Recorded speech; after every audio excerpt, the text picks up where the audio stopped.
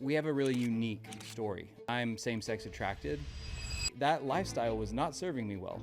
I wanted to take my life. I would feed my flesh. The next morning I would live with shame, regret, and then I would go through my day and try to rebuild enough to go a couple more months before something else happened. What is best for us? Listening to our desires in our body tell us like what we actually want versus believing in truth through scripture. Did you have any suspicions when you were dating him or when you were just friends? That's a great question. I had no context for that. I didn't know anyone else in my life that was gay or that had same-sex attraction or that was trying to fight that. The church is silent on it. When we have the hope of the gospel and the truth of the gospel, we should be driving the narrative on every conversation.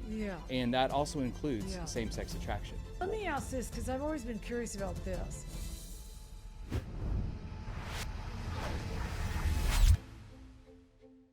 Hey everybody, this is Rita Springer. Welcome again to the Rita Springer podcast and another fascinating episode of Worship is My Weapon.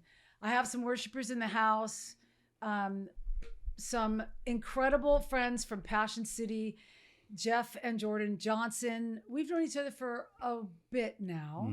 And I was trying to talk to Christian about where we met. I know exactly where we met. Okay, I figured you would remember. We met when we went through a hard miscarriage, and we were in Atlanta, and we had a mutual friend that we were pretty devastated. It was pretty traumatic for us. And I remember when we were like, your music had meant so much to us, and we were like, man, I would love to, like, for some reason, it was like. We are not typically the kind of people that would do this, but we just kind of like unashamedly reached out to our friend and we're like, can you connect us with Rita? And then we came to Dallas. Never done anything like that before, but you were so gracious. John Duke. Yeah. He connected us. We came to Dallas and we were going to spend we were getting breakfast with you and we were going to write. Yeah. And then we got breakfast and we ended up just vomiting our story on you and telling you everything and spending the whole day with you. Yeah. And it was just like to us and the greatest time, ministered to us in such a deep way. Yeah. And then you guys came a couple times. Didn't you come twice to dive? Yeah. Come twice? We did. We came once or twice to dive. You came and ministered to the students at the dive school when I ran that, which was so great. Oh, it was amazing. And then I just had such an incredible time recently when you had me come out to your kind of collective night that you do at Passion City. And I was telling Mel and Christian how impacting that night was for me. Just the Sunday night, seeing all the young people there. I get so excited when I see people that really, it feels like they just love the Lord. Because I've been in a lot of church services, and the mannerisms of people in worship, you can kind of read them pretty good. But when you've got a room full of like college age kids, that first sets me on fire. But you guys do such an incredible job with that age group. But your staff was really beautiful. And I don't think every church is perfect. I know that there are potholes in every church. But you guys really do have something quite stunning that I don't see all the time in bigger entities, bigger churches that have the worship kind of thing on them. And it's really great. And you guys help really pastor the worship. Like you're in it. That's right. That's my role at the church, the worship pastor at Passion. And so it's great to do that together as husband and wife because then I can pastor guys, Jordan's, discipling and leading the girls. And it's awesome that we get to do that together. That's been really, really special. But we actually get to pour into all of these amazing anointed, in their 20s worship leaders who have a long road ahead of them and to get to stay on the sidelines and just go yes and cheer them on. And it's really amazing. And even what you're saying about Passion, I think we're just so really fortunate to have people in our church and the leaders, the worship leaders, the musicians that truly have a heart for Jesus. Like it's all centered on him, and it's yes, there's all kinds of, you have to battle all of the things everywhere, from stage and notoriety and all the things. But at the core of all of it, it always is centered around Jesus. And it really is a special thing that we get to experience and watch happen week in and week out. It's incredible. It's incredible. We always say it's the best people. Yeah. Absolutely. The best and people. how long have you guys been there now? 10 years. Yeah. 10 years. We're coming on 10 years. How did you get there? That's we had a mutual friend, Brad Jones, who Brad helps run all of Passion. So he's like I don't even know how to describe. He helps run Passion. Like he does every job. He's one of our pastors, and he's been there for a really long time. But him and Jeff were great friends before he came to Passion. Before he was at Passion, they were. He worked in the Dallas area. We were in the Dallas area, and we remained close with him. Even he moved to Atlanta. He met his wife, gets married, and then we would just reconnect. Through over and over through the years, just being close friends, and then through him started meeting different people at Passion. Meet different worship leaders, and then just in the worship circles, you kind of make connections and things. Yeah. And he would, it began of like this joking thing, like, you guys should come to Atlanta. And we'd be like, haha, yeah. We were in Texas at the time, like that. Our whole ministry never thought about leaving Dallas. There, we were itinerant worship leaders, so we weren't on staff at a church at that time, but we were leading different places. And then through the years, our conversations just got more and more like kind of serious and intense, to the point where Brad's like, you guys really should consider it.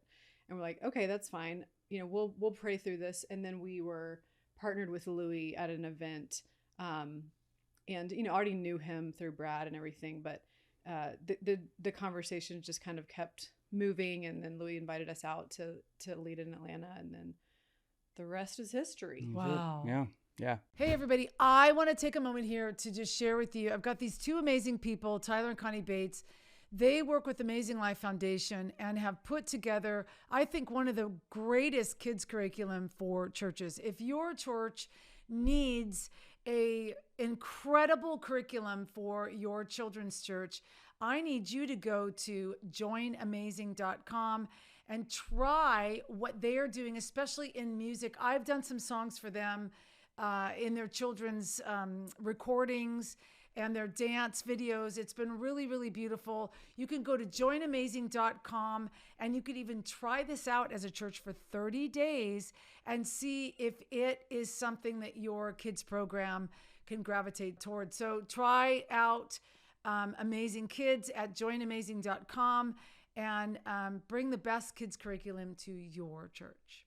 10 years is a long time to be someplace, but when you're in the church from kind of like a young age all the way up, how was it like your desire? Because I want you guys to share your story. You guys have a podcast that you do down there out of Atlanta, and you not too long. It's only been what, 1 year. 1 year. A year. We're celebrating. We just celebrated a year like a week ago of our launch. Scary to do that. So scary. Yeah. I mean, absolutely.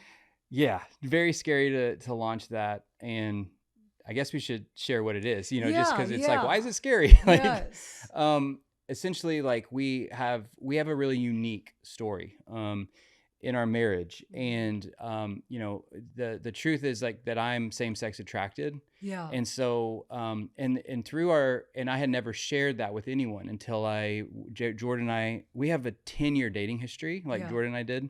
Yeah. And like a couple years in was the first time. I was 28 when I ever told anyone, and it was Jordan, and we were already dating and in the middle of just kind of trying to figure our dating out, and we came up to a crossroads, and I just was like, I have to either bail or I'm going to tell her, and we're going to see what happens. And she was the first person I ever shared with that, at this time in my life, I was just very confused. I was very I was acting out in it, and it was just it was all consuming to me, and I didn't see any way out of that life. And I wasn't calling myself gay. I wasn't doing any of it wasn't like I was claiming that, but at the same time, I had a very hidden life, and I was acting out in it. And so when I told Jordan, the night I told her, hey, this is the reality for my life. It felt really scary. And, I was met with not like what I expected was like, you're get out of here. Get out of here. Okay, great. That's good. Good. You do that. And that's too much. But what I was met with was the instant, line of, I think God has something really special for us and I'm not going anywhere. Yeah, Jourdan. So when she said that, that was like, it was wild. Like I had never experienced grace. That was tangible Jesus grace on me that I had never experienced to that degree. Now, And Jeff, were you raised in like a solid Christian household? Yeah, I was. Yeah. I grew up in the Lutheran church. Like we attended church on Sunday. And it was very much like, go to church. But it wasn't until in college at a Passion conference when I was a junior in Passion that Louis presented the gospel at a Passion conference. And it was like, oh, this is who Jesus is. This is what he's done for me. And what no one told me in that moment, because I didn't have any discipleship in my life, but what I wish somebody would, the thing that I needed in that moment was like, hey, you're still going to mess up right now, but like there's grace and sanctification looks like this, where you're going to like, it's going to take it. It's a journey and not just like a promise to God, like I'm never doing that again, Yeah. So I was in that mode of trying to figure out what sanctification looked like. Were you in, like, when did you I'm always curious with stories like yours, because there's so much of that. Mm-hmm. I mean, this to maybe so back in my day, it wasn't classified as normal because nobody ever talked about it. Correct. But it's very much more a normal conversation today. Yeah. And I'm always really curious about people's beginnings in it because, and you can correct me if I'm wrong, from what I've understood and known and been around, is that it really is about identity and codependency. Yeah. Is there, like, for you, can you maybe break down like where that identity for you was broken? Is it because some people have abuse, some people have, bad parenting. Where was it for you? That's the trap door that's opened, and all of a sudden you're like, you think differently. Yeah. I don't think you're born that way. I'm not one that says people are born this way. Right. I think something has to happen to change the thought process. Yeah. I think there was for me, acceptance was something I was really searching for. And I not until high school, until I got to high school did I start acting out in it. But it was, I was the guy who liked music. I wasn't the guy who knew sport, like didn't know anything about sports. And at the time, now it's just such a funny joke. Like, I don't know anything about sports. And like with my friends, we laugh about that. Back then, when you're growing up and you're trying to find your place, that was not the story then. It was a lot of insecurity, a lot of, I don't really know who I am, trying to flounder. And I, again, did not have any discipleship. I went to church on Sunday, but outside of that, there was no like discipleship. I had great parents, but not really a close connection to my dad. So there's elements of that I've worked through. What did your dad do for a living? He was in insurance. He was in insurance for most of my life. But because you don't play baseball and football. And I had an older brother, and him and my older brother really connected on sports. Yeah. So I found myself always kind of like gravitating towards my mom. And I've had to go through a lot of, like, I'm even currently like in the middle of reading a book of learning about my enmeshment kind of with my mom, and just, there's so much there too. And like, I'm just trying to figure out some of those years. But I think at the core of it, when this guy in high school looked at me and like wanted me, I just said yes. And it was like, oh, wow. And then that continued. And then it became just so much about, over my high school and college years. Even when I went to college, I was like, I was so in hiding and secrecy and shame that it just kept spiraling. And I think that if I would have been talking about it with somebody, I really do wonder what it would have looked like, to what that would have looked like, how it would have been different. Yeah. Because everything was done in secrecy until the day that I told Jourdan, until the day that I actually said it out loud, which was like the first step for me. And is that after the encounter at the Passion conference? Yeah, that was after that.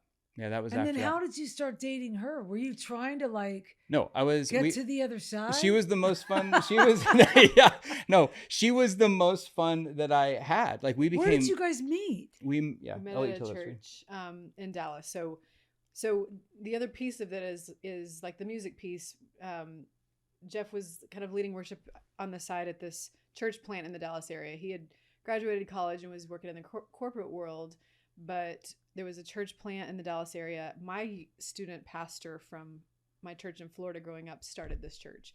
So my freshman year of college, I'm like, what am I going to do this summer? I'll go work at Ross's church and like, just see what that's like.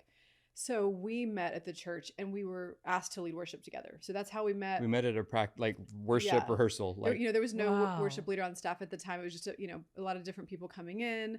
Jeff was leading a lot. So we led worship a lot that summer, and that's how we got to know each other. A year later, we actually started dating. We just became really good friends. And I was actually dating someone else when we met. But we just had a great instant connection. We really connected over music and worship and like loving doing that together and just had a blast together. So then, there's this whole piece of like, when we do start dating, there's this ministry piece of leading worship and trying to figure all of that out as well while we're dating, which we would never recommend. But, sometimes that's the path. Did you have any suspicions when you were dating him or when you were just friends? Yeah, that's a great question. Not really. I think someone, because we had broken up a couple times and it was like this long situation and someone had been like, is he gay? And I'm like, no. And then, but that just sort of like planted itself, the thought in my head. I'm like, well, I don't think so. Like, I truly didn't think so. But when he told me. That's so sweet. Thank you. You're welcome. But when he did tell me, it was just like everything connected. And I was just like, okay. And although it was so, there were elements of it that were shocking. Yeah. It was this thing that like, there was so much relief because I was like, okay, finally I understand what's missing here, in our relationship, in our connection, and like trying to figure out if we're going to move forward. So there was a piece of it that I was like, okay, I think we can work with this. I mean, I had no context for that. I didn't know anyone else in my life that was gay or that had same-sex attraction or that was trying to fight that. Like I had no context. You grew up in the Baptist church. Yeah, I was very Southern evangelical, black and white. So, but it was like, I already loved him. So I'm like, okay, well, I don't want to lose you. So like, I just kind of naively was like, let's see what can happen here. So that's kind of how that. So when you confessed and she says that, how, because you said 10 years. Yeah. That's right. Yeah. So then it began another piece of the journey that was really challenging still. Yeah. And we actually went to counseling together. Yeah. We did a lot of counseling throughout that whole time. And so then it became this thing of, I'm trying to figure out, my personality also is, I mentioned black and white. I am like this kind of like toe the line, good girl, very perfectionistic, performance driven. Okay. So I'm always looking for like, well, A plus B equals C. So if this is hard for you, then let's take this out. And, I started trying to be like the Holy Spirit for him, which was not helpful. Right. Okay. Yeah. And so then there's, new tensions of trying to work this out. And so then there's also like his struggle, which persisted, and so I think it was just like trying to figure out for him, you can speak to that, but like, how do I do this? Can I do this? Yeah. And I'm thinking like, well, if you're dating her, you must have felt like, I got to somehow get out of this because I know this isn't the way for me. Yeah. I think back then, honestly, I was just so naive in it that it was as if, it's so weird to say, but it was like two different lives. Mm-hmm. Whoa, it was, I had one life that was hidden and that was completely separate. Yeah. And then I would show up and be with Jourdan and we would be together hanging out and I was a different person. Mm-hmm. So the part for me was that I had to really work on was a compartmentalizing of my life of like, this piece belongs in this over here. This piece is over here. And I will say, I mean, this is a huge piece of it. I didn't know, I had never seen it play out with anybody else. No one was there. I hadn't seen any example of like a guy who was married, who was talking publicly about this, that it was possible. But I, for some reason, Jourdan and I just always went back to her believing, and this is just our relationship. Jourdan has so much faith. And so I just went back to, like, she said that God has something for us, and it matters to me what that is. So I'm not leaving, and I'm in it. Though the attraction piece is like hard for me. Right. And I mean, obviously I think she's beautiful and all that, but it's just when it comes down to it, I'm like, I don't know if I could be married and how that will work. Like, I just didn't know if it would physically be possible. Let me ask this, because I've always been curious about this. The attraction piece is not love. Right. It's attraction. That's right. And so when you're talking about, like, you're already her friend, and you love her, and you love all these wonderful things about her.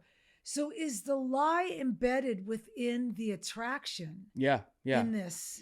I do think that there's a piece of that. I think there's a piece of we're listening to our desires in our body tell us, like, what we actually want, versus believing in truth through scripture and through just basic truth, what is best for us. And I had to choose that what I believed that was best for me was, at this point in time, that lifestyle was not serving me well. I wanted to take my life. I was at the bottom. There were moments of, like, I just don't want to live. It wasn't like I was, acting out in this and like happy. It was, I would feed my flesh. The next morning I would live with shame, regret. And then I would go through my day and try to rebuild enough to go a couple more months before something else happened. And that was a pattern in my life that I didn't know how to come out of, but I had no example and I had no way of talking to anyone. So you always felt trapped. I felt trapped. And I also, well, go ahead.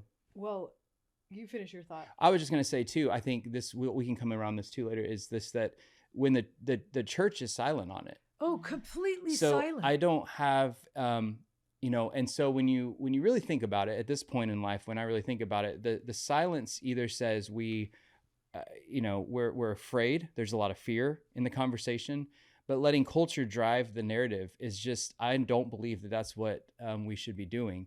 I think we should be, when we have the hope of the gospel and the truth of the gospel, we should be driving the narrative on every conversation. Yeah. And that also includes same-sex attraction. Yeah. And so, but that I haven't seen that play out like I want to. It's a passion of mine that the church would raise their voice and say, these are the things that we believe. This is why we believe them. This is what we believe is true. So now we know what we're dealing with, because even silence for me is like, you don't agree with my choices that I'm choosing not to live that lifestyle. There could be a question even on that side of things.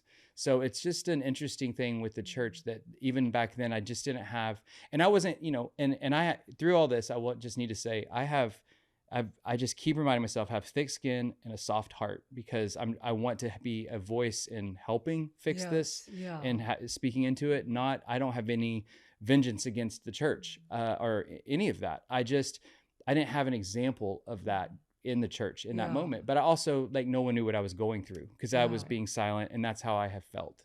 Yeah. I was going to just kind of circling back to just kind of humanizing part of the relationship. There was also, there's this significant struggle that we're trying to navigate without a lot of tools, but we have an amazing counselor, thankfully. And we let people in, different friends, but also there's this element of, like, kind of normal relational immaturity. So there's, like, this piece of, we're trying to work through this. Can we work through this struggle? Can we be in a relationship together? But then there was a piece of, like, you didn't want to lose me, like, as a friend and a person you loved being around. Yeah. Wow. So, which was super hard for you, because then you're trying to navigate, right. Do I stay? There kind of was this, selfishness and, like, manipulative kind of situation also in the mix. And that was part of why we would break up, is, like, because you didn't know how to do it all. You didn't know you didn't have the tools you needed, but you didn't want to lose me. But it wasn't quite fair for me to be strung along. So then we would break up.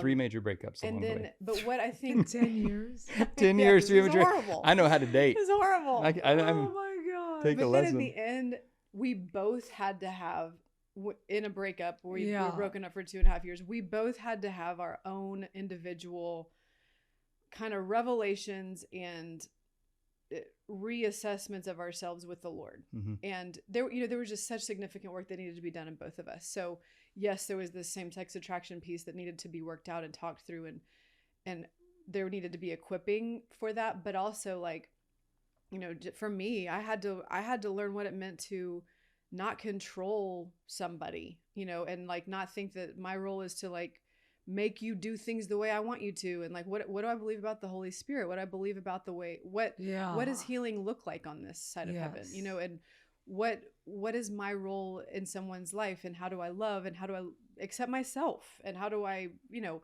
what does grace actually look like? I had to have these encounters with the Lord, and he had to have an encounter with the Lord to say like, you're enough for me, you know, and I'm going to die to myself. And so that had to happen separate from each other in order to really be able to come back. Where's the woman piece too for you? Because I'm sure that a lot of women, some have obviously been in this experience, and others that look at it and say that you must have something that a lot of women don't have to just be like, what if he never loves me? Yeah. What if he never finds me what he wants? Right. You know? Totally. And I have definitely had to have a version of that wrestle. Yeah. And I think, you know, God equips us for whatever he has for us. So for me, I have found that while there were seasons that I had of insecurity, significant insecurity, and like wondering, am I enough? Can I be enough for you? And, you know, will you really want me and desire me and that kind of thing? But I do think there's certain things that are, I mean, this might sound annoying, but it's like kind of intangible that even like with what you're talking about with attraction, like attraction isn't love. So like we have this connection that's based on more and different things. More. Which I would say is way more substantial for us. It's what it feels like. Totally. And then there's also like different. When I think about our relationship and the things that I do have in Jeff as a man, like that I love, I'm like, I can also see how in any marriage people there's deficits, you know, so it's maybe your husband isn't as sensitive as you would hope, or maybe your husband doesn't talk to your kids with enough tenderness that you would hope for, or doesn't value time with you like you would want. So we all make compromises in our relationships and in our marriage, and in accepting each other for who we are. So that has been a journey for me, but I think that is ultimately where I find myself, is like, okay, yes, there is this piece that I think you're right. I think a lot of people can't imagine, like, well, I can't imagine like not having that physical thing, which we do have that, but you know, it's our unique version of it. Right. But I think everybody can imagine and understand, you know, where you compromise in a relationship, and where somebody falls short of all of the things that you had hoped for in a mate. Yeah. And you've also had to grieve, like just recently, even last year or 2 years ago when you went to, through counseling, grieving what you hoped for. That's right. And making, like, allowing space for that, and realizing like this isn't bad, and it doesn't mean that I wish I didn't marry Jeff, but like I did have a vision of what I thought my marriage would look like, and what I thought desire would look like. And so it's important to be able to grieve, like, I lost that piece. I don't have that. Is some of that woman to woman, like, is some of that the fairy tale princess marrying Prince Charming that we grow up thinking? Yeah, I do think a lot of it is like the rom-com kind of stuff of like, I wonder how much we're fed. Yes. And growing up, and how much we feed our kids from television and stuff. Yeah. It's just really, it's not substantial. Right. It's not substantial. It's like, even as a single woman in my 50s, it's like, I look back and I have to catch myself, because I'm like, I don't think that guy exists in my head. Right. Is that even a real person? Yeah. But even as an older woman, it's like, wow, I don't think he exists. Because I'll still look for like something on the television or something in a really great movie. It's like, that's what I want. And I'm like, I don't think that's out there. You know, so I wonder too if some of that saying goodbye to things is saying goodbye to an image that we grew up thinking was the thing that we bought into, that's now breaking our heart because it's really not real. Totally. And I've just never seen that from your story, because I've never really sat down and talked to you guys about it. But Yeah, it seemed like you guys have battled through way more than most couples. Oh my gosh, yeah. To get to a place where the camaraderie is thick and deep, and you don't have secrets. Yeah, there was. I mean, when we got married, that was the thing. We got married knowing everything. I mean, nothing was off the table, and I know, like, for some couples that happen, you know, it's just a process. But for us, we did so much work before we got married. Yeah, and even like, it was, you know, stepping into marriage for me was also the whole thing of like, there is nothing that, I mean, trusting God in marriage for me was just like, will you come through on this? You know, the night of the honeymoon, are you coming through, or is this going to work? Like, just stepping into what I was committing my life to. And we had conversations before we got married. I was like, you know what? And this was a fear of Jourdan's. Like, what happens in 10, 15 years when this conversation, you could read culture and you're like, this is going to go somewhere where it's going to be very acceptable. Yep. How are we going to, you know, and what is going to be the temptation then for me to, like, when we have built something, for me not to like say, well, now everyone's saying it's fine. Now I can choose that route and leave. And that was all of those conversations before we were married and going into marriage, to where we really, both of us, had to trust God in the greatest sense of what it means when we got married and when we stepped into it. And I'm on this side. I mean, there's so much into it, but I just say God has been so faithful. Yeah. It's not only in how intimacy works for us. It's not only in what he has, the fact that I'm alive today and didn't take my life, and that hope existed, and that Jesus was shown to me through Jourdan and the way that she loved me. Yeah. All of that is true. And so I stand on this side so grateful, and I have no regrets. Yeah. And that's a big part of my story, is like, I think you have to be at a point in your, whatever your story is, putting your stake in the ground is something I say, and saying, I'm not turning back. Like, when the world says this is better, or like, you know, now it's acceptable. No, what does scripture say? What has God said over my life and who I am as a child of God? That's what I'm going to lean into, not what the world or my insecurities want me to find acceptance in, or feed my desires. Right. And I think, you know, through all that, another piece is just like the whole verse of delight yourself in the Lord, and then he gives you the desires of your heart. I think what I had to do is I had to truly learn what it meant to delight myself in the Lord and no one else. Yeah. And that was all through dating. That was through our you know, relationship.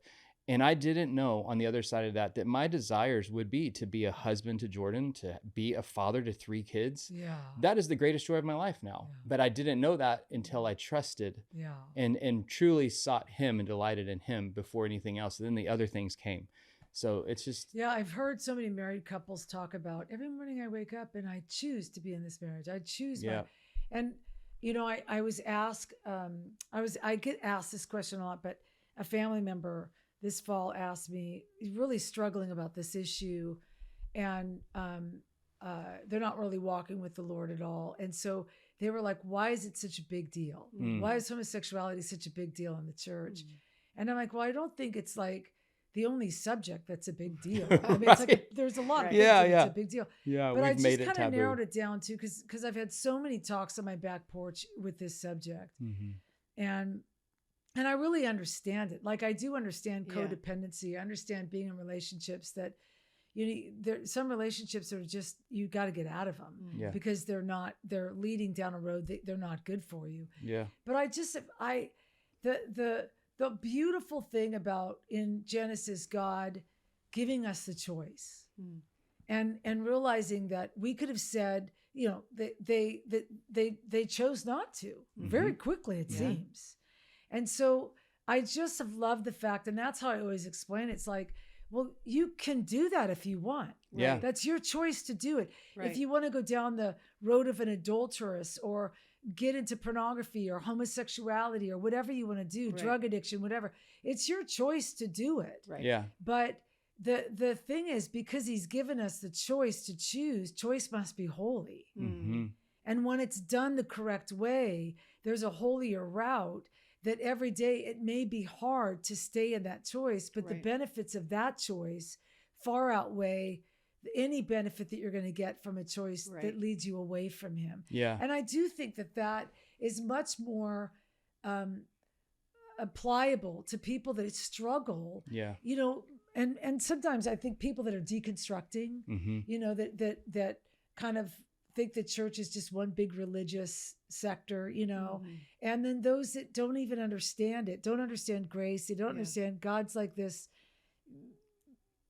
Buddha looking guy somewhere out in and so to those people, this conversation would be like, I don't understand. Go live the way you want to live. Right.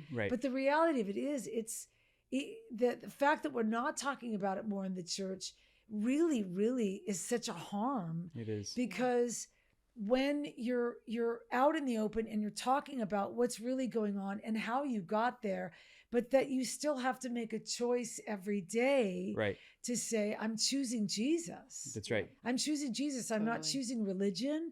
I'm not choosing a church. I'm not. I'm choosing a way of freedom and a way that I don't have suicide feelings. When I choose Jesus, I don't have tension.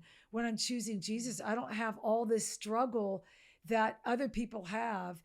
When I'm choosing Jesus, I know how to find peace. And I think that's such a big factor in what you're talking about. Yes. That we just don't talk about it much in the church. We don't. And so that's why we launched Open Spaces. I mean, honestly, is because which is the name of your podcast. Open Spaces. Yeah. We brought it. We started as a nonprofit. We want to have retreats for people. We want to do everything, but we started as a podcast.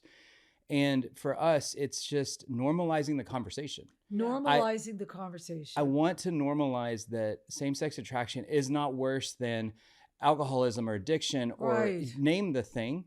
I have a heart for all of these guys. Like, you know, we lead worship. I'm leading worship, and I have an eye for this, and I can see guys, men and women struggling in our churches. And I'm like, but where are they going? And I want them to be coming into the church, not leaving the church to find the answers.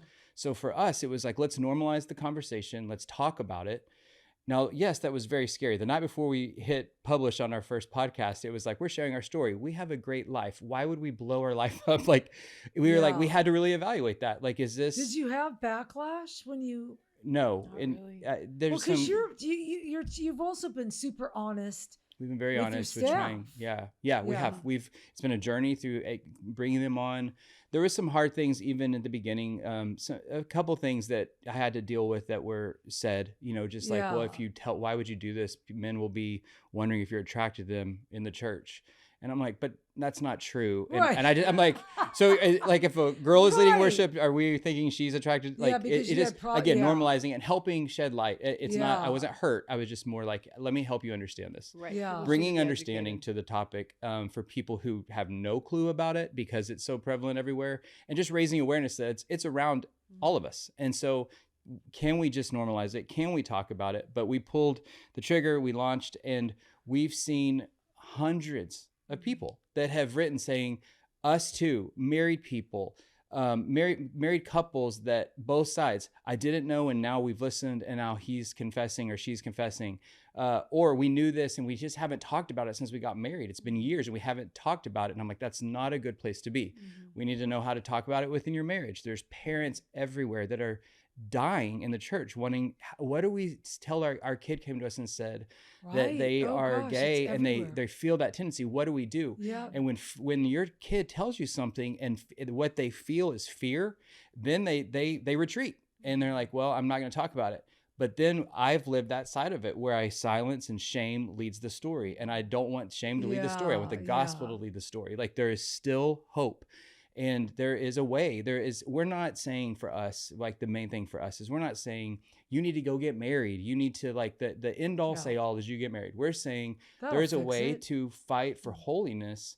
And there's another option outside of just be gay, leave the church, or try to fight it silently in the church. I'm like, can we just talk about it within the church and shed light of what the gospel says about it and be really honest where we stand in it? And we're just an example of how God has done what we say is a miracle. And so we found ourselves in this place, like starting to share more and more privately with more and more people and people coming to us while we were like, hey, God has done this miraculous story. So it was just time for us to say, you know what? If our whole life is about exalting Jesus in the way that we can with our story, then we're going to tell everybody. And what we have seen, like I said, is just the emails, the direct messages coming in of us too. Thank you for saying this. Like, we want to, I've never been able to talk about it. And that's been really amazing for us to read, and just to hopefully bring freedom to people, hopefully pull people out of shame. Do you live with the stigma, or do you learn to live out from the stigma? Yeah, that's interesting. I feel like now we have this great way of dealing with it, of like, we, the way we operate is that we have a lot of humor in our marriage, and I'm able to share everything with Jourdan. When I'm tempted, or, you know, and I don't live in this, you know, people have asked, so do you say you're gay, or like, and I'm like, I don't. And I've had conversations with guys who are living a celibate life and say, I'm a gay celibate Christian.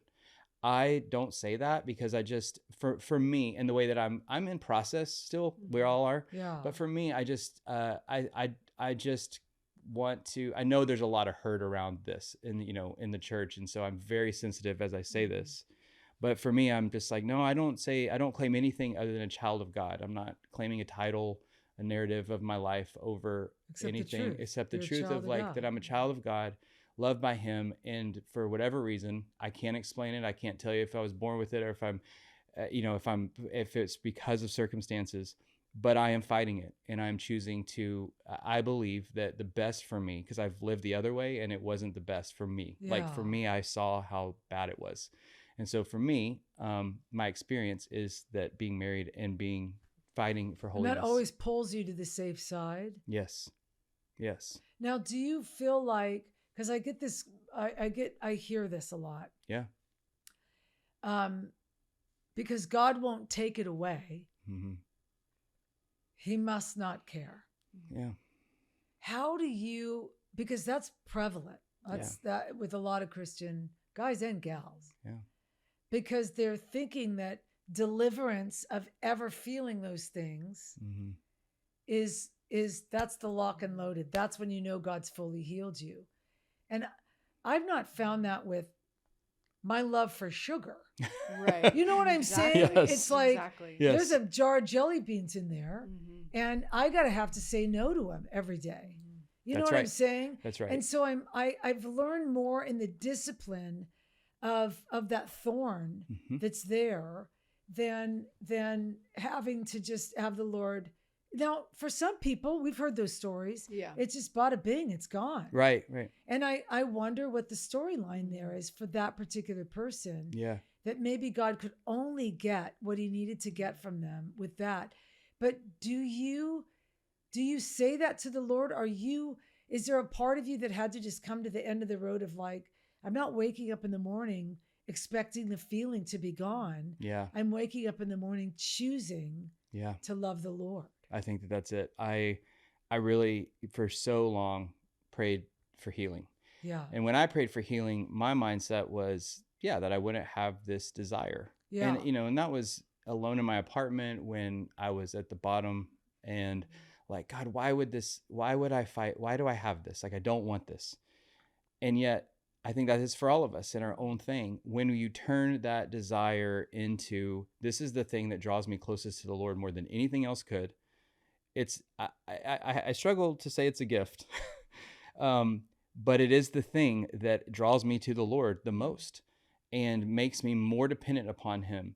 And at this point in my life, I think this is, we're older, and I think it's maturity that comes over time. Yes. This has been a lifelong journey for me, but I have seen how over all of those years, I have just seen God.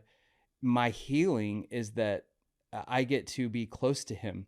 I get to have a family.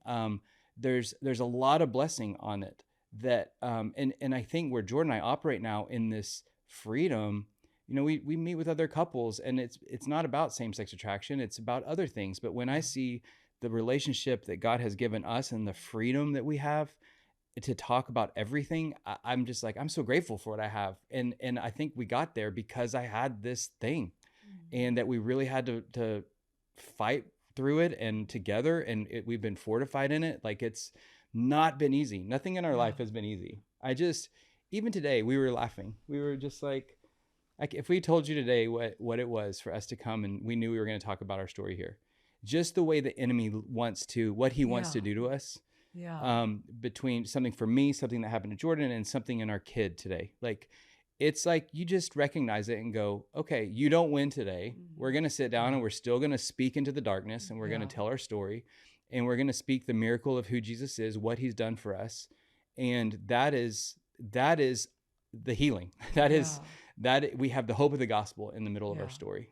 And it is also goes back to what you were talking about with a choice, because it's just the very classic foundational original sin is that there was a desire, and that desire gave birth to sin, and Adam and Eve chose what they desired over what God said.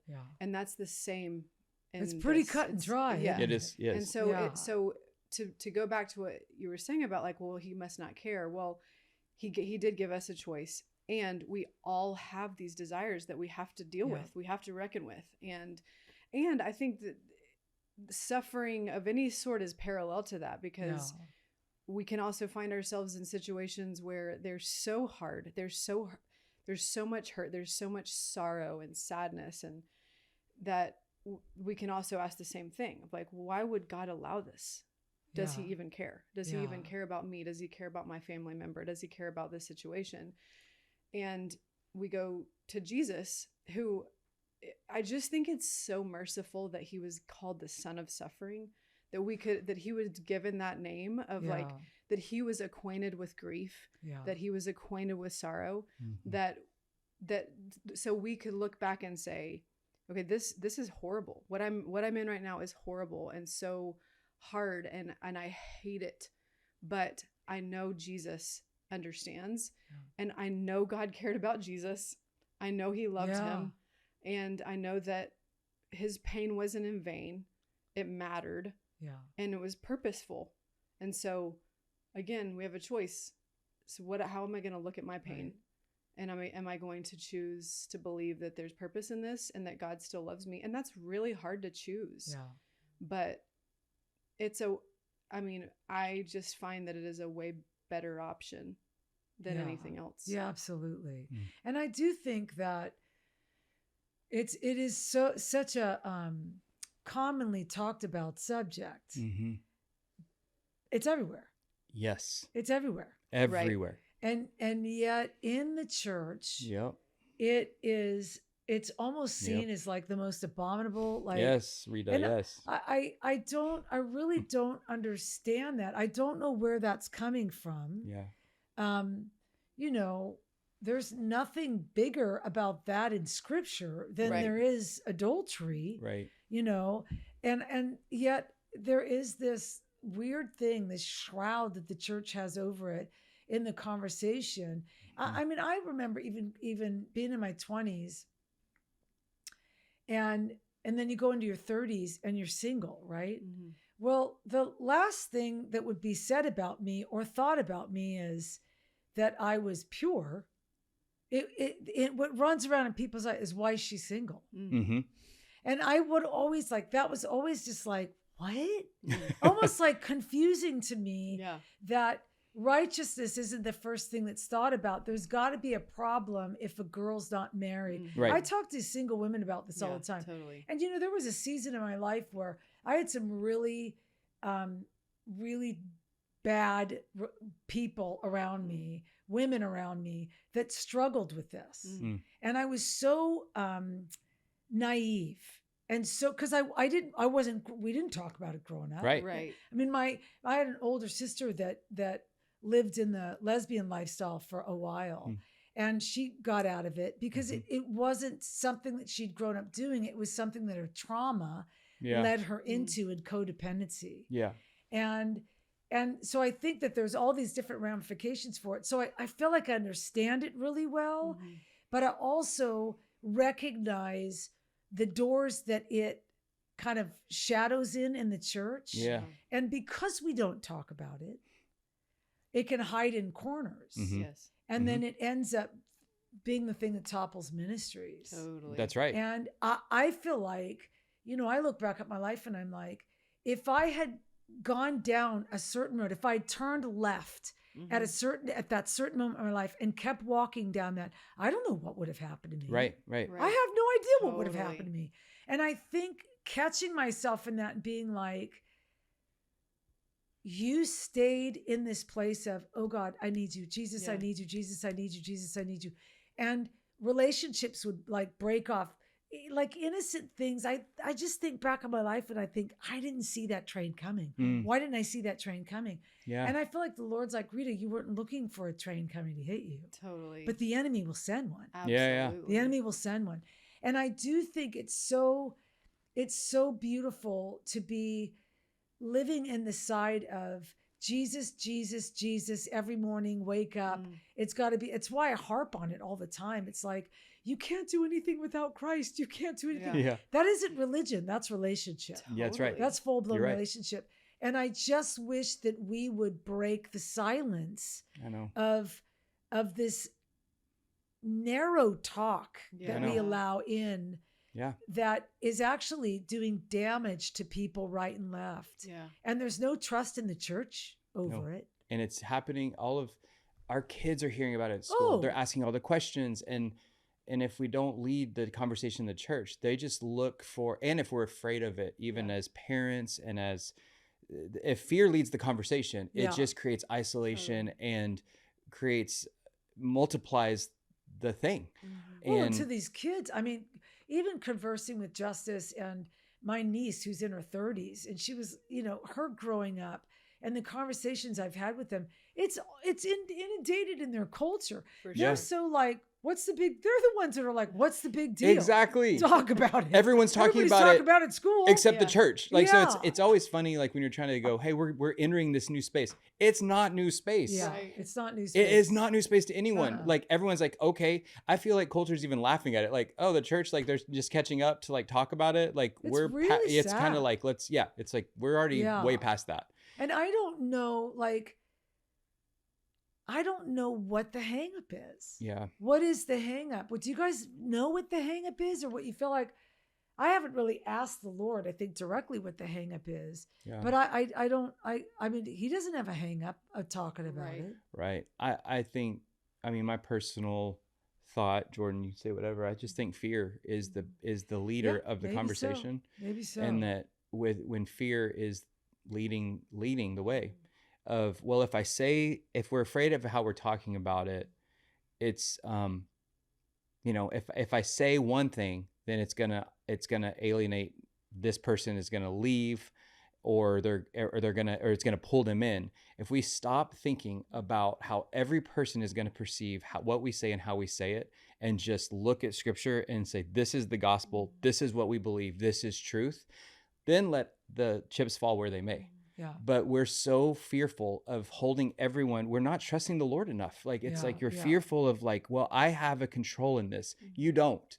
And the Lord is in control of it. He's going to do what he's going to do. Yeah. And I think that fear is leading the conversation in it. I also think that the enemy is just like so pleased that with anything that stays in the dark. So it's like,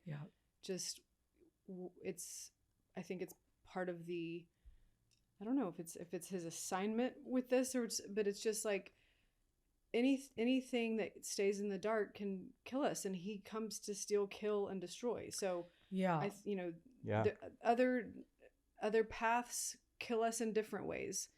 This can kill us from the inside, and like in silence what can happen in our minds. So I think, I don't know. It is interesting, and it's interesting because it's global societal stuff. Like other cultures will literally kill you for being found out in a homosexual lifestyle. So it's like, it is very interesting that this is something that has such a mark on it. Yeah. But yeah, I do. I do think most pastors are men, and if a heterosexual man is leading a church, right? Most of the time, this is the case, unless they're living in secret. They have a hard time ever talking about this. And so if a staff member comes in and says, "Hey, I just want to let you know I'm struggling with this," the staff member can't say anything because they're going to be alienated from the pastor and from because now the stigma's out there. Yeah. And because they don't know how to deal with it. And I think there has to be a broader education, even in ministry and in maybe seminary and theology, where if we're going to adapt the characters and the characteristics of Christ, then we have to look at the individual and say, hey, Jesus, you're seeing this individual. You need to give me the guideline of where I need to go, what we need to do, how we need to handle this, and where we need to take this, because you love him or her greater than we could ever love him. Right. So I that's what I would love to see more, even pastorally, because if a staff member or another pastor in a different part of the church ministry, that's what they're dealing with. They can't say anything. Right. Because if they say something, then they'll be alienated. Right. But it's the same, you guys, it's the same with sitting down with worship leaders whose marriages, are in disarray. They can't say anything because then they're going to be taken off the platform. Right. And sat down, and they need the money, or they need it's the same thing with artistry. Like they can't say what they're struggling with in drugs and alcohol, because if they do, then they're going to be taken off the road and their paychecks are going to be gone. We have got to find a better storyline to help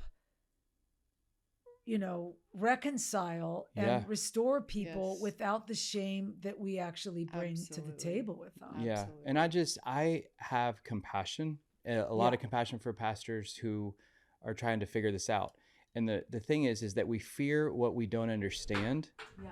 So I get that it's an uncomfortable topic if this is something that you have no frame of reference for, and someone comes to you and says, on your staff or someone in your church, and they say, this is what I'm struggling with. If you need tools, and you need to understand. But what we have learned is that curiosity, being curious with people and asking questions, it's okay. You don't have to have all the answers. You can be curious and ask the questions. What is that like for you? How is this to be in my church and walk in this? Like, what are you feeling? I mean, that kind of compassion and leaning towards somebody who is sharing this for the first time with you, even if you don't understand it, that kind of eliminates the fear and allows the person to step in with just a gentleness and a kindness that like, oh, I'm received, I'm loved. Even if you don't know how to talk to me, just the gentleness of like, let me ask some questions about what that's like for you. That's for everything in your church. But like with this specifically, I know it's uncomfortable for some men to talk about. And that's what we're trying to be like, hey, just talk about it. Like, be curious, ask questions. And for the person like me, don't get so mad at the church over what the history and past has done, because there has been hurt. I'm not saying that lightly. I understand there's so many nuanced stories that there's a lot of pain and hurt on this topic because of it, because of the silence and shame. But I would just encourage that person that has this in their life and is battling it. If the church has hurt you, be a voice. Let's propel the church forward and be a voice and step in and start having the conversation with gentleness and love to help people understand, so that we can work together. There's both sides here that have to work together if we're going to get somewhere that's going to help the people who are sitting in front of us and dying in silence because they don't know where to go. Yeah. And there's so much grace in humility too. So if it is a thing of, I don't know how to deal with this, I don't have the experience, I don't feel like I'm equipped to help someone who's struggling in this way. There's so much grace in just saying like, okay, thank you for sharing with me.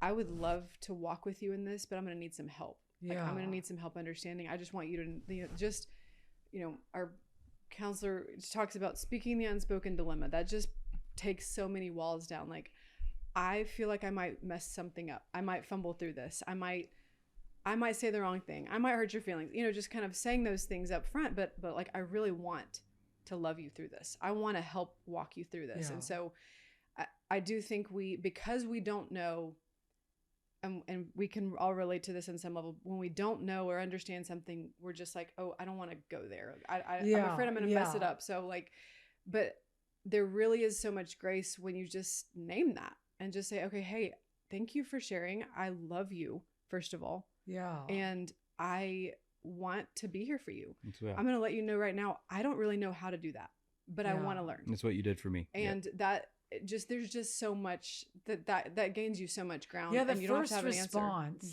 seems to be so important. So important. I'll never forget in a dive school years and years ago, they weren't connecting in the first kind of 24 hours.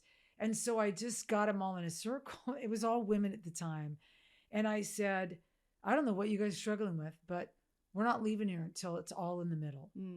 And I just flippantly said it, but it gave permission in the atmosphere, and they just started unloading. Well, I just remember sitting there and I could feel the Holy Spirit's hand on my chest. And he was like, check your response. Like, make sure because they started saying stuff that I never knew existed. Like sins I never knew existed. Totally. And they were just dropping bombs right and left. And I was so aware of the Holy Spirit saying, watch your facial expressions. Yes. Keep everything at an even. And I was just like, all right, anybody next? Yeah. And then, of course, internally, I'm like, what is that? Right. Know what that is. That's just pastoring 101. Keep a straight face as people are like, you're like, okay. But that was such a great testing tool for me, because I'd never had that happen. And I never had heard those things. Never knew they existed.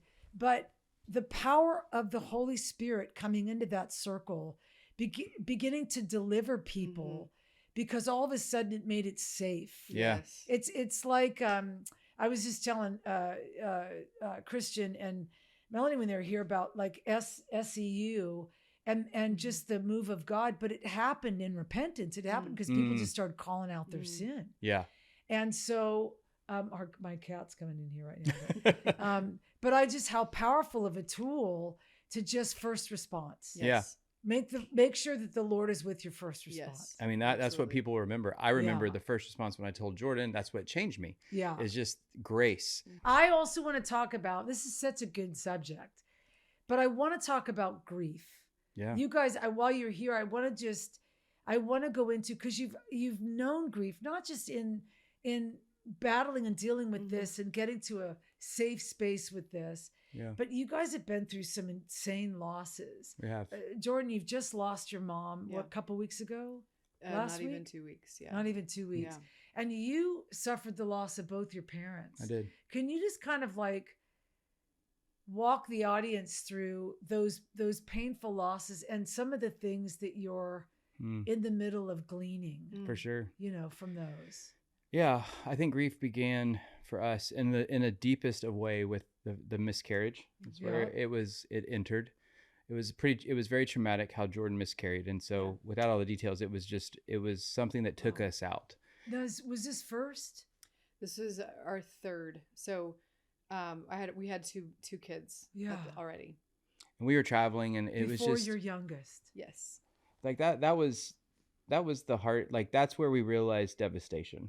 I would say, like, we didn't know how to get up at that point, and that was where it began for us. And then we had a child after that, and like now he's like, we just look at him and we're like, if we hadn't, he's a miracle to us. It's like, wow, we get Beacon, and we named him Beacon because he's like a hope, the light of the light and hope for us. So anyway, that was like a beginning of a grief journey. Then 3 years ago, my mom called one night. We were out with the kids doing something, and my mom called, and my dad had been sitting in his chair, and the paramedics were there, and she had found him unresponsive, and paramedics worked on him, and then on a phone call like an hour later, I hear them, he's gone. And it was shocking. Like I was. How old's your dad when he passed? My dad was 74. He was 74 when he passed. And I just, it was so shocking. I didn't really, and because I think there were things that I wanted to still say to him, and I didn't really get that. And I tried to figure out your regret, and all those things began. Well, my mom, I was always closer to my mom. And for the next 7 months, she would come and stay with us a lot. And I was trying to help her with everything from finances to she just had never done any of that. So I was taking that on. She had been on a family trip with us in the summer. We went to California together. We took her. Jourdan's mom got diagnosed with cancer. She had been diagnosed, and we found out it had come back. So we had all taken a trip together to go for the first time to see her be all together as a family, and with Jourdan's mom. And we were driving back to Atlanta from Florida, and my mom had just gone home from being with us. And my sister-in-law called and was like, hey, and long story short, I found out on that phone call on the drive, my mom had an instant pulmonary embolism that took her life that morning, and the ambulance had come and got her. And this is 7 months after my dad died. And it was very hard to get my head around. That I went to, it was the orphan feeling of I don't have a parent. I don't know where to go now. And then trying to take care of all of their situation. Are you an only child? I'm not. I have one brother. Okay. I have an older brother. Yeah. And so that whole thing was brutal, trying to figure out getting rid of the house and selling the house, like all of this stuff. You're just left sitting in a house with like, this is not our house anymore. And my parents are gone. We're never coming back here in New Mexico where they were. And that was wild. But that was a big moment for me. And then here we are where Jourdan's mom has now passed a week and a half ago. Yeah. And our kids have walked through all of this with us and understood grief in a different way. The things that I think, it's very different right now for us as we're so new in the journey of Jourdan's mom. Mm-hmm. It's where my parents were taken so suddenly, here today, gone tomorrow. Yeah. That just felt like I didn't have time to process. I didn't know how to even, and I still think I don't. I still think it's still very fresh. So it's been 2.5 years for my mom and 3 years for my dad being gone. Like Jourdan's mom, we had a process of the last 3 years of the cancer taking her life, and always wondering when the phone call was going to come. And we got to be around her mom. It was an amazing moment of worshiping around her as she went to be with Jesus a week and a half ago. But I think with grief, I think it's just the fog hits. I've learned Jourdan is in the fog now. The fog is the first stage, I think, for a lot of us. And I had to figure out how to talk about it and and it's still unraveling in different ways. And it's just an interesting road to walk. And I don't have answers for it, but it has been hard. It has been very hard for us to like pick ourselves up and keep going in a lot of this, but we lean into each other, and we lean in the hope of Jesus, and that our parents are in heaven. And but man, grief has been a big picture in our life for the last couple of years. And I don't know. It's interesting. We've walked through so much in our life with like our story and all of this. And I'm like, I don't know why all of this is happening, but it doesn't negate that God's in control of all of it, and he has a purpose for it. And I want to see what that is. And I'm just going to keep believing and trusting that we're going to get to love and pastor people that have lost their parents and relate in different ways to them. I'm curious what our kids, why they're walking through all of this, and why, what does God have for them in their life that with grief and loss, if they're doing all this so young, being 12, 10, and 6. I don't understand it, but it's been a road. So isn't it interesting that we're prepped from the moment that we can understand that one day there'll be death, but you're never prepared for it. You're never ready for it. You're never ready for it. And you really do live your life kind of hanging on to never thinking about that. That's right. And then when it comes, it slugs you in the face pretty hard. I mean, it's wild. Some of it's kind of surreal in some ways to be sitting here with you, Rita, because even when the loss of my mom, when I was boarding, I got on the flight to go home, and I texted, and you texted me, you direct messaged me on Insta when I posted about it or something. And you sent me before you had released, I think he is. Before it was out, you sent me a demo. And I thought that was so amazing as an artist who cares. So many artists protect their art, but yours was used in that moment. You didn't care about the perfection of it. You sent it to me, and it was interesting because I was flying to Las Cruces, New Mexico, where there's a desert, and the whole chorus is I'm standing in the middle in the desert, shaking my fist. Is God really good? I think he is. Yeah. I sat on a mountain, and I went on a hike, and I sat on this mountain. I listened to that song on repeat over and over. And I really questioned, you know, in that moment, I was like, I think he is, but I needed the words. Yeah. I needed those words to be, I was looking for anything. I wanted, in grief, I think we look to around us. We just want to relate to somebody. Yes. Can you understand what it's like to use your parent? Can you understand? And that song was relatable to me in a way that like I actually could worship through the questioning. Yeah. And that was a really powerful moment for me to be said. And yeah, and I mean, your music, we can keep talking about grief, but I also just want to say how crazy it is that when we were in the middle of our fight and, you know, in our dating relationship, and I was in the lowest of lows. I mean, I would listen to your song. I would sit in my apartment and I would listen to Worth It All. I don't understand your ways.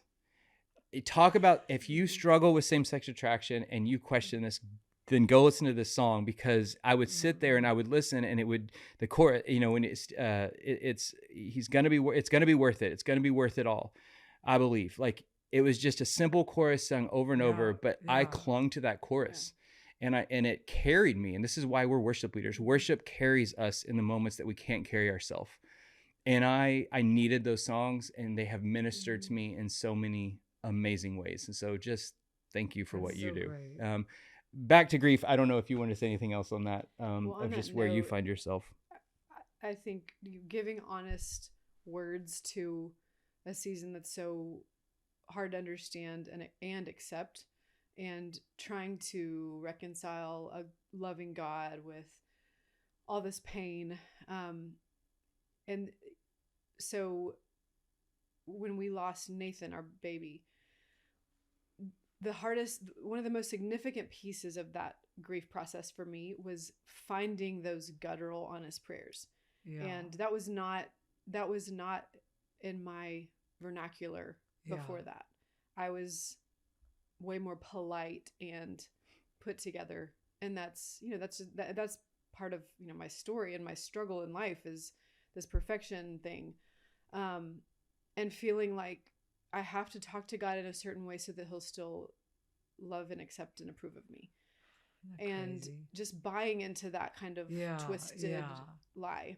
But getting to a place in that space of grief where I could really tell him exactly what I was feeling, and it not sounding great, and it being, you know, ugly and like just raw, you know. And so that, and realizing that when I did that, like just how like cathartic that was and therapeutic, but also like he hasn't changed. He hasn't changed the way he sees me, and then just actually feeling closer to him, you know, just feeling more his nearness, and then you know, in a different way, this process with my mom has been so challenging. And I definitely am in the fog still, so I can't speak to a lot of like the actual loss of her, because I know that it's still sinking in. Yeah.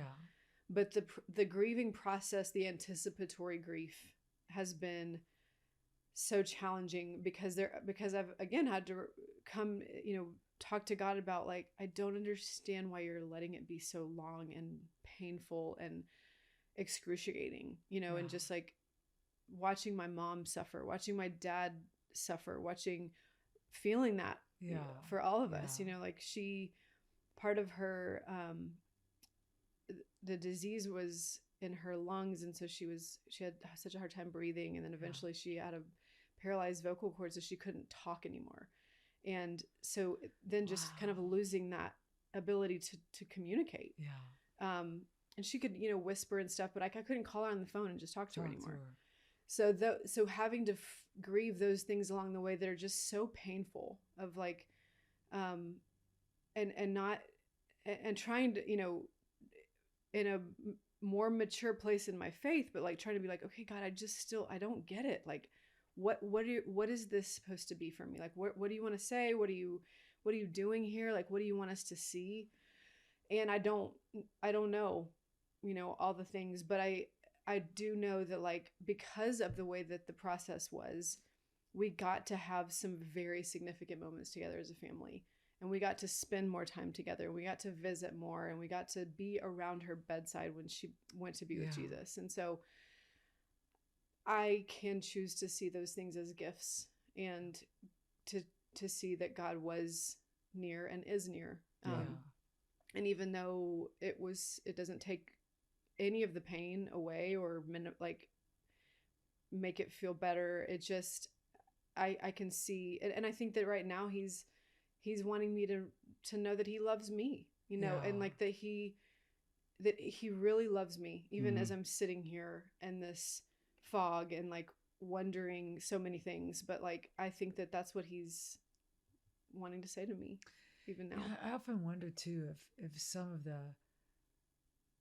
of the depth of what we feel, that we're not left in it.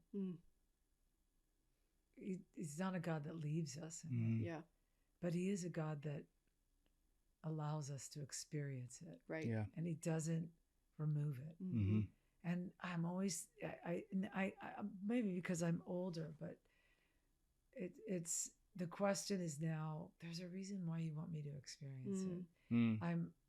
I need to lean more into, there's a reason why you want me to experience it. Yeah. Then why aren't you taking it away from me? That's I love really that. good. And I do think that when you see that, it's that mindset change of just being like, because I mean, he's a good God, right? He's a big God. He's a miraculous healing God. He could remove it from you, but nowhere in Scripture does he tell you that he just removes it.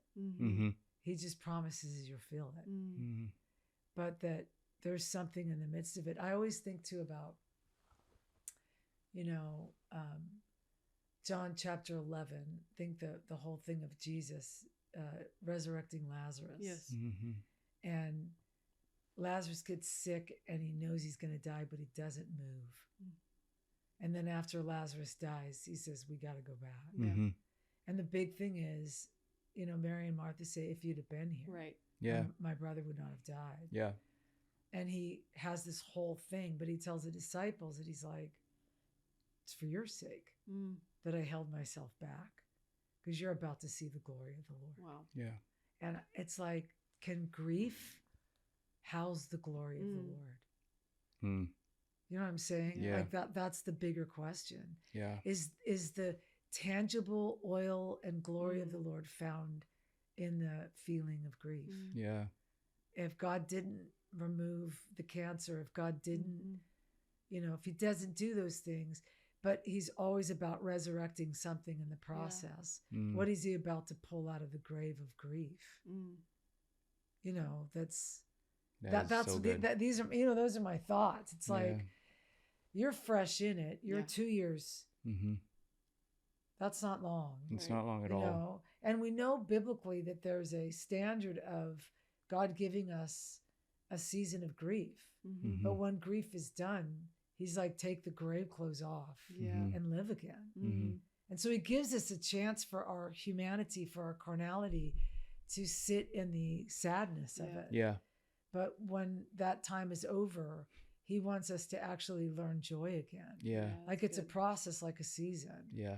And I don't know why, we'll never know why he allows the stuff he allows. Right. That's right. I mean, he doesn't send out memos. Yeah. He doesn't owe it to us Right. either, No. like we But just. but I man, on this side of just being orphaned myself and knowing grief after grief, and then being like, but one day I'll get married and I never did, and then but I'll have a child and I never was able to ever birth a child, and just all those things that are just grief bombs. They're what I call grief bombs. Yes. But I don't think I'd ever be in love with the Lord had I never had him as a partner in the midst of my grief. Yeah. And that I found a glory in the midst of it that I didn't know I was finding. Yeah. Because I had to sit in it. Yeah. And it was sticky and sweaty and horrible and didn't feel great and felt lonely and it felt confusing and but if I would have stayed in it way past when I was supposed to stay in it, I don't think it would have been healthy. Yeah. And I wouldn't have seen what I needed to have seen. Yeah. Yeah. but that's all it's really okay good. to sit in it. Yeah. For the season that you're in it. Yeah. And we were having a conversation recently, as in today, about as in the car. As in the car on the way here, about, I'm a person that keeps going. I just keep plowing, and I don't know how to stop. Yeah. And we're trying to figure out what that looks like for Jourdan now, where how do you when you have kids, you have life and jobs and responsibilities. I just don't know how to we're not our worlds are not set up just to stop, and where you're like, I'm gonna just stop and take this in. But creating that space is what we're trying to find and figure out what she needs in that. And I'm looking back going, did I move too fast? Because you just feel like you have to. You feel like you got to keep going, and I don't want to miss anything in the grief, and I want to honor that. I want to honor that there is grief to be had, and what can I learn out of that? Because I think I'll be better if I do that. Yeah. But that's a hard balance to figure out how to keep moving and how to really grieve. Yeah. When the responsibilities just don't stop. But the don't stop is wired in us. It is. And especially if with the story that you're telling of growing up and just putting things off and not talking about anything and keeping your shame bottled up. Okay, Rita. Okay, I see it. We learn vocabulary. Yeah. It's learned behavior. I have just, you guys, the wonder and amazement of turning around and looking at the Lord and saying, how would you have me handle this?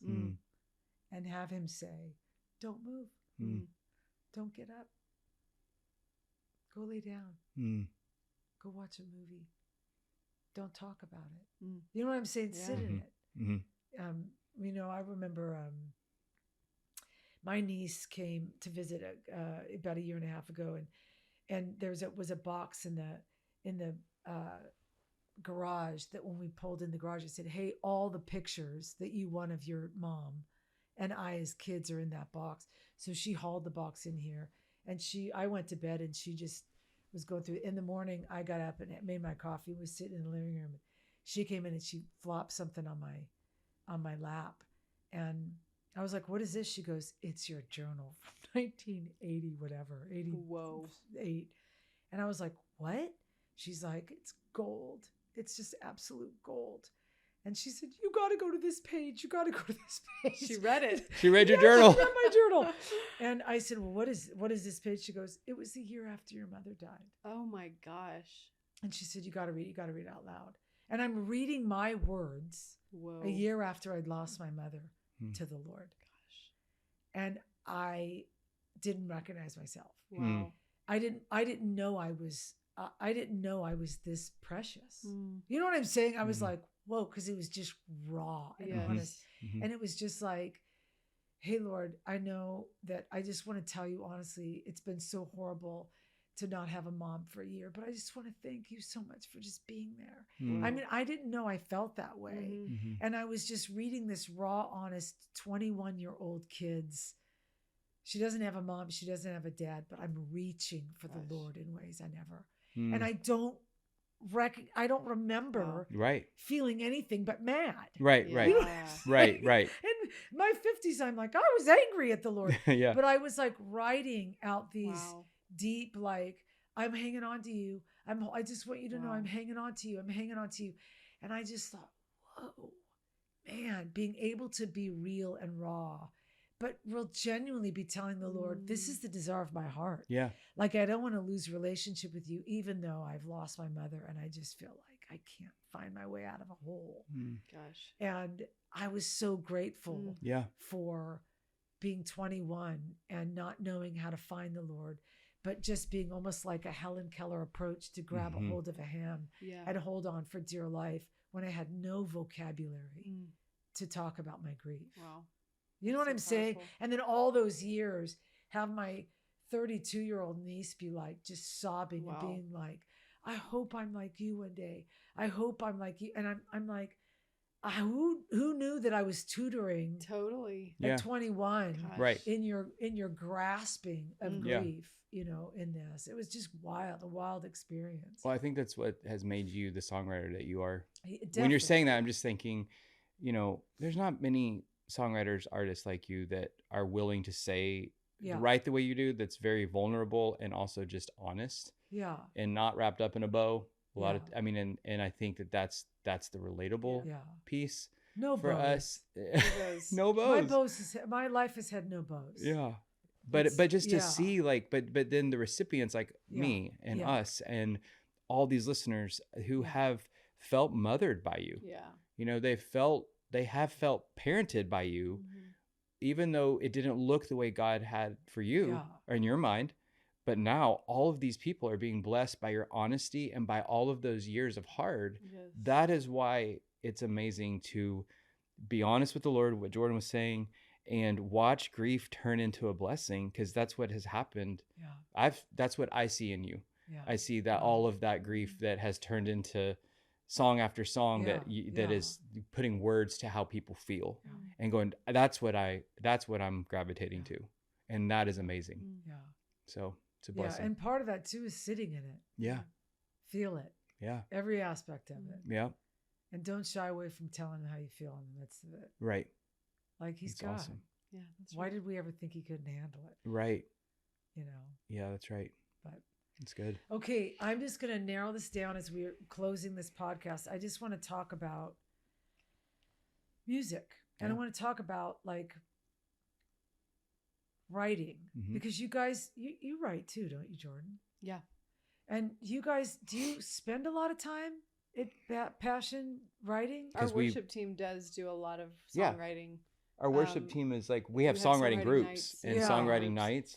And this is just a season of our lives when we have not had the capacity to put extra. But is that okay? I want it more. And I think we're trying to figure out how to create space for more of that, just personally for us. How did do people even know that you've got a gigantic song out there? That cracks me up every time I think about you. I'm like, I was telling Christian too, I was like, the guy could probably be living in Fiji right now with one song. Well, How Can It Be was an amazing blessing of a song. How did I know you told me once the story of, it was kind of random, right? Well, it's very random. It was, this is a crazy story of how can it be? I was at How Can It Be?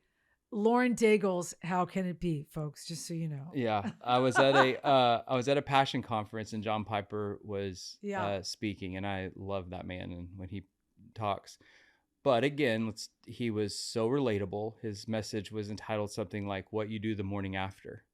Now, for someone who was in my struggle and my fight, when I acted out and the next morning, the way I felt, I was all locked in on what this man was saying. Like, how do you deal with sexual sin the morning after it happens? And he led into the verse, like, you plead my cause, you right my wrongs. Like, and from Micah. Yeah. And at the end of Micah, and I wrote that down in my journal, and it just spoke to me. And it's still one of my favorite messages that I'll ever, listen to. And I wrote it down, and then later getting in a room with... you were actually writing for your own project at the time. I was writing for my own project, and I was with Jason Ingram and Paul Mayberry. And we were writing at Jason's, and I brought that idea of like, this is something that I wrote down. And then when you have, Ingram in the room, it just turns into gold. And he was able to put words around it in a way that was like, better than I could have ever, so as we worked on that, it was interesting because then we wrote it, we put it away, and then we were talking about me recording it, and we left. We were in Nashville doing that. I went back to Texas where we were living at the time. A couple months later, they texted me and said, hey, there's a girl that's writing, or that we're working with. This new artist. We got this new artist, and as anything, you're like, oh, I really like this song. And I'm like, well, I don't know. I wanted to do it.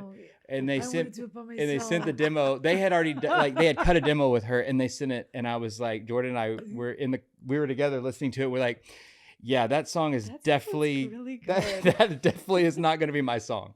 And and then just to watch like what the Lord, for me, like, that's crazy. For me, I just sat in the shadows watching that, and it was again, just like the kindness of God, like to take what was such a battle for me in my life with this same-sex attraction and like just hating myself in so many ways and figuring out how can I like struggle in this well, and then to write down a thought, then take it into a room, have the greats help put this song together, and then to hear it on radio and to hear it like go out. Every time it was like this sweet thing with the Lord and I of just like, you took what the enemy meant for evil and you are turning it for good in all of these ways and breathing life over people through Lauren's voice over all around, all over radio and the world.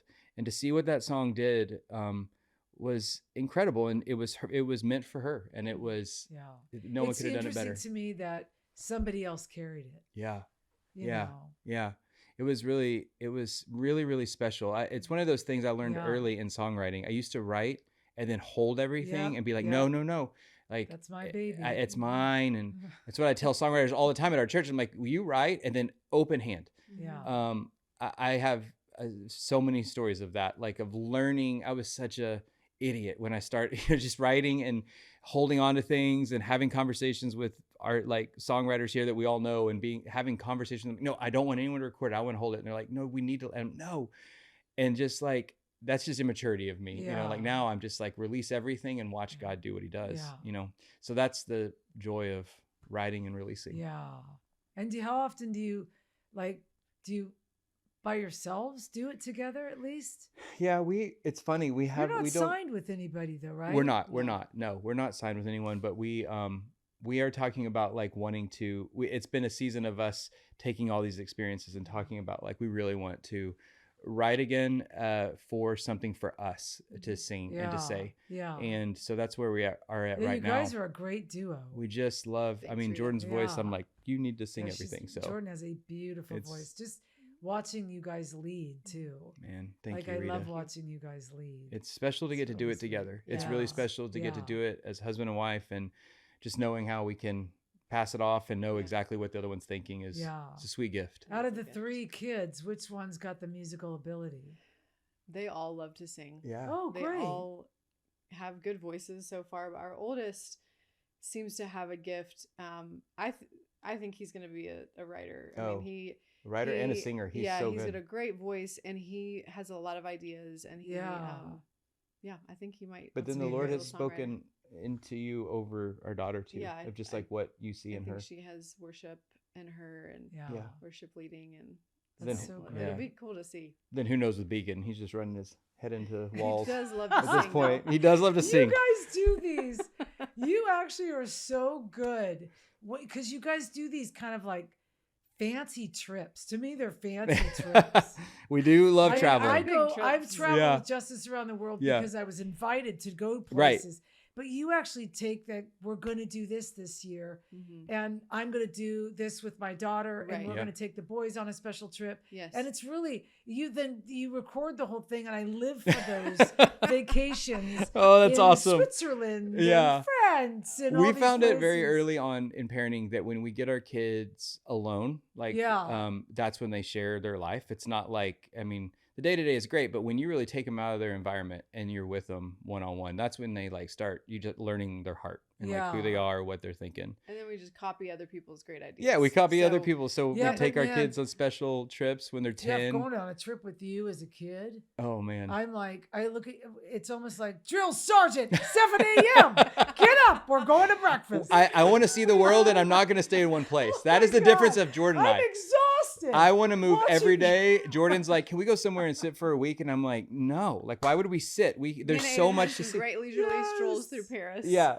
They went to Paris for her tent. Your reels and his reels. Oh yeah. On your trips, I was like, well, that's my slow pace. Little biscotti. It's a little espresso. I mean, it actually is our personalities played out in real time. Like Jourdan's calm. I'm just frantic. Like we're going to the next place. We're doing this. We can't miss out on something. You know how you know is because your youngest is dead. Yeah, I know. But he's seeing the world. Like he's going to be so grateful one day. So grateful. Oh my gosh. Dragging him home with the luggage. Exactly. Yes. Yeah, it's the best. It is fun to get to be with them in those trips, and we value it so much. It's a wild, adventurous life they're leading. It's really cool to see that. I hope that they have good memories of it. Yeah. No, I mean they're beautiful reels. It's just like it's hilarious. So funny. Like I love that you follow along. Show. It's good. Anyway, thanks so much, you guys, for being here. Rita, thank you. Thank you for and thanks for honesty. Just man, let's help break down the walls of secrecy in the church and not being able to talk about things we should be able to talk about. Right. Yes, please. So, yes. Thank you, Rita. Thank you for your life, your ministry to us, your motherly nature to us. We're so grateful. You guys are the best. Thank you. Love you guys. Love you.